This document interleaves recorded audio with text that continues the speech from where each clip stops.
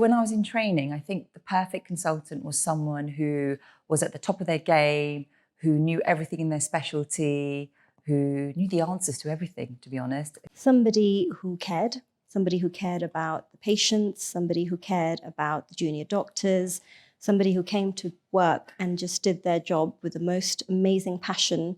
Never really appeared to be that stressed, even though they possibly were underneath. I appreciated that, but they didn't admit that. When I was in training, I think I believed that consultants knew everything and that I'd get to that point where I became a consultant and I'd know everything, but obviously that isn't strictly true. I started peak of COVID, April 2020, as a brand new consultant 3.5 years ago. And I had a lot of sort of personal family things going on at that time, along with starting as a new consultant. And as every new consultant does, I took on a lot of roles. I tried to make lots of big changes, lots of responsibilities that I didn't necessarily need to, but I felt like I had to because I started as a locum consultant and I really wanted to get the permanent job there. So I took on a lot. One of the challenges that I've had is wanting to do everything, right? And wanting to fix everything. And so when people come to me and say, oh, would you like to do this role? Or that someone's dropped out, can you cover this? I was very, yes, okay, let's see if I can sort this out. And slowly you start building up lots of different things that you're having to do. And then I felt exhausted. But then once you're in that situation, it's hard to get out of it because you've committed, you've overcommitted. In medicine and paediatrics in particular, we are seeing a lot of burnout in our staff at the moment. And I think it is this idea of perfectionism that contributes to that idea we have to achieve all these things. What's your take on this? Yeah, I think there's a real stigma, isn't there, that comes with being a doctor, this idea of being omnipotent and all-knowing and resilient, and that actually if you experience pain or fatigue or, things get too much, that actually that might be a sign that you're, shouldn't be in this job and aren't going to be good enough at it. So there's a real fear of sort of rejection. And our workplace doesn't give space to share those vulnerabilities, share that space of having challenges. But I feel really strongly we need to build that into our workplace. So we've come up with some ideas, haven't we, about how things can be better. For me, one of the things is about sharing when things are difficult. If you've had a difficult day because of staffing, because you haven't had lunch, often you find consultants in particular covering it up, pretending that the day was fine. That's normal to manage that amount of work. But how can they show that it's okay to have said, gosh, that was a hard day? Yeah, absolutely. And if you're keeping it to yourself, you're believing that if I say I've had a hard day, then that means I'm a failure. You take home the weight of that. So you yourself are going to be more at risk of burnout. But then the people that you work with, your juniors, they see you always okay. So when they're not feeling okay, then they feel they better not say anything because they might be seen as a failure. So we really can perpetuate that cycle.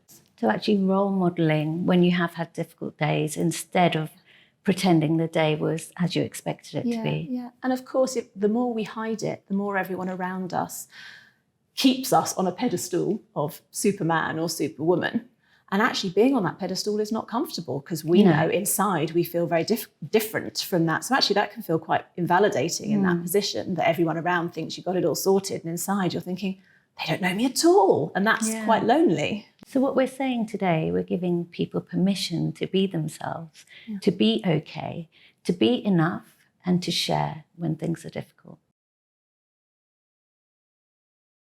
For me, it's knowing what my priorities are for that week and setting boundaries. Boundaries are very important to know, actually, this is what I can achieve, and actually when to say no.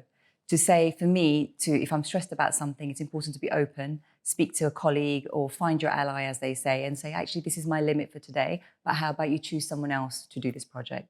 So boundaries are very important for me. I like to have other things to do. I think that's the thing. It's actually about planning into your life, the other parts of life. So I love going to the theatre or going out for a meal with my family, like that.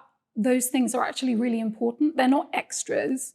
They're part of the whole scheme of things, I think. I appreciate that the job we do has a lot of threat in it. Adrenaline is going constantly, but also a lot of drive because we're high achievers. We want to achieve things.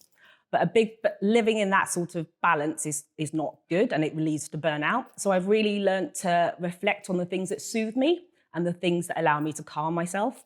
So for me, it's reaching out to my friends at work and having colleagues that I can talk to things about.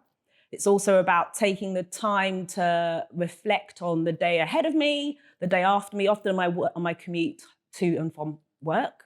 And also just taking time to do little nice things for myself. So buying myself a cup of tea, or sitting in the canteen, or sitting in the hospital garden, and just taking that bit of time to do something that's nice for me. And that's really the best way I deal with stress.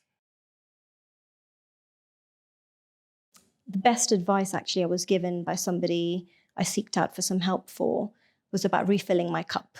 It was about, if your cup is empty, and I think I was probably running on a negative cup at the time, but I was told, refill your cup. Even if it's filled to half, only then can you give anything to your family, to your patients, and to your trainees.